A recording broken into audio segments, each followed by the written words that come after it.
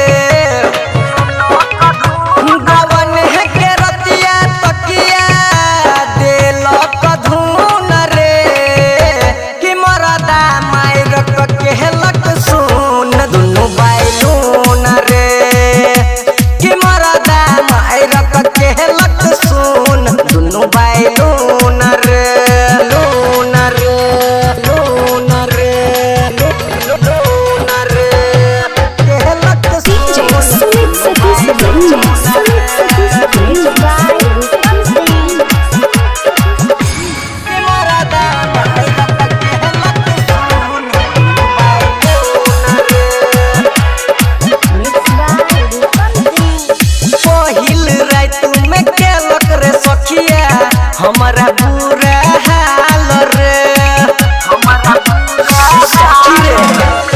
पूरा जवानी के रहे जो गेला देख के ठोके मर्दा ताल रे हम नहीं जनलिए किए ना मनते हनीमून रे हम नहीं जनलिए किए ना मनते हनीमून रे कि मरदा मायर कहलक सुन दुनु बैलून रे कि मरदा मायर कहलक सुन दुनु बैलून रे लून रे लून रे लून रे कहलक सुन बैलून रे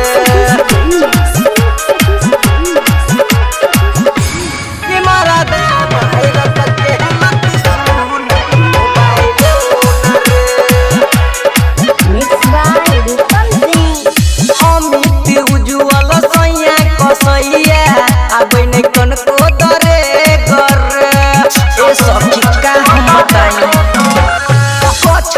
काटिले रात भर हम मच मचाबे उसे जरे ससी रूपम सिखाबे लागे ओकरा गुण रे बिट्टू मलंगिया सिखाबे लागे ओकरा गुण रे कि मरदा मायर कहलक सुन दुनु बैलून रे कि मरदा मायर कहलक सुन दुनु बैलून रे।